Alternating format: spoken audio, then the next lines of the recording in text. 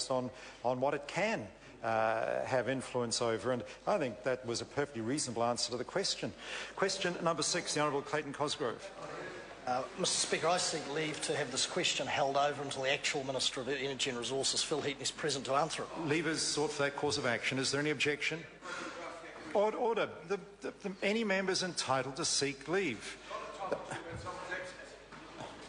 Well, the member should not be interjecting while I'm dealing with a point of order. It's not uncommon for members to seek leave for questions to be held over when a minister is not present, and I accept the point the member makes, the Leader of the House makes. We don't normally refer to the absence of members, but it is common practice to, it is not uncommon, I should say, for members to seek leave to have a question deferred for that reason. Is there any objection to that course of action? There is objection. The Honourable Clayton Cosgrove. Question number 6. My question is to the Minister of Energy and Resources and asks, does he agree with Molly Melhuish's calculation that the amount charged by SOEs for electricity for an average consumer is $265 per annum less than is charged by non-SOE retailers? And if not, what was the weighted average of annual total retail price charged by SOEs and their subsidiaries to a residential consumer using 8,000 kilowatt hours of electricity, compared with the weighted average of the price charged by non-SOE suppliers according to the most recent data? The Honourable Tony Ryall. On behalf of the Minister of Energy, no. As I am advised, a number of errors were included. For example, the calculations assume Mercury Energy has 19,188 customers, when in fact it has 364,600 customers. This is a surprising 18-fold underestimation, and this makes a material difference to the weighted result. I have today received 2 pieces of advice from the Ministry of Economic Development. Mr Speaker, results can vary because of the assumptions used, such as payment method, payment time and location, and whether or not you count, for example, the significant rebate paid to Trustpower customers in the Tauranga region. So members should accept the information with that in mind, remembering that no one gets this weighted average price. It is competition in your town or suburb that matters the most. Using the assumptions made by Mrs Melhuish and correcting the errors, the latest available data, I am advised, has the 2 figures as $2,113.60 and $2,332. However, I've been advised a more comprehensive set of assumptions, including taking into account the full range of payment method and payment time discounts, and frankly, in the real world, that's what you do. Officials advise a different result. Those figures are $2,113.60 and $2,101.60. The private electricity companies are cheaper by $12 a year.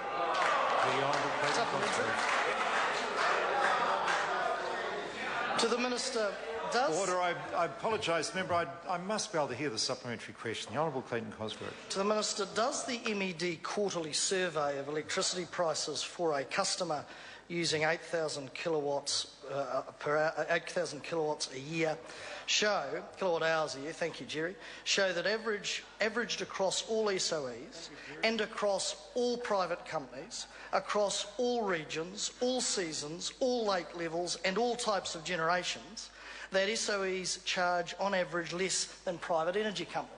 The Honourable Tony Ryall. On behalf of the Minister, I've just answered that question. Depending on the assumptions that you use, you get a different result. What I would direct the member to is look at the latest Power Switch website, because as I said, it is price competition in your town, in your street, in your road that matters, and what we are aware of is in the 14 of the 21 regions listed on the Consumers Institute's Power website, 14 of these regions, the cheapest electricity company is privately owned. One of them is council-owned, and the other 6 are SOEs. The important thing here is not the ownership of the companies, it's the level of competition in your community. 425,000 New Zealanders have switched power companies in recent times. Honourable Clayton Cosgrove. Does he stand by his statement to the House yesterday that he is aware of the Ministry of Economic Development website, quote, "I am aware of the prices on that website," unquote, and, quote, "private companies are currently the cheapest in Auckland Central," unquote. The Honourable Tony Ryall. Mr Speaker, on behalf of the Minister of Energy, I'm sure he would stand by whatever he says in the House, and I would certainly agree with him. If you do look at the Power Switch website, the cheapest companies we've been advised in Auckland Central and Manukau, Hamilton, Christchurch and Dunedin are private companies. The Honourable Clayton Cosgrove. Does he stand by, does the MED website say that the lowest price charged in the Vector Auckland Central area is offered by Genesis subsidiary Energy Online, and that the lowest price charged in the Waitemata area is offered by Meridian Energy? The Honourable Tony Ryall. Mr Speaker, that could very well be the case when that information was put on the Ministry's website, and I think it's based on May. Looking at that information as I did earlier today, those rankings change all the time in what prices are being offered. And Mr Speaker, if members look at the latest Power Switch website, which is quite easy to understand, it has charts of what the offered prices are, that will demonstrate to you that of the 21 power regions identified, 14, the cheapest company is private. But I must remind the member, it is not the ownership of the company that matters, it is the level of competition to drive down prices. And that's why over 420,000 New Zealanders have switched their suppliers. If they'd had the ability to switch when Labour put the power prices up by 72% over 9 years, I think we would have seen millions switching. Point of order. Point of order, the Honourable Clayton Cosgrove. Point of order, I seek leave to table data from the MED of 15 May. No, this is data from the domestic electricity prices. I apologise to the member. 15 May 2012. That shows that the lowest prices in Auckland Central are charged by Genesis subsidiary Energy Online and Meridian Energy. Leave is sought to table this document. I'm told is not off the website. Leave is sought to table it. Is there any objection? There is no objection. Supplementary. Tauraro Flavel. Thank you, Mr Speaker. Kia ora tātou katoa. To the Minister, what work has been done following the report into the death of Mrs Folole Molianga to address the issue of security of supply to people on very low incomes?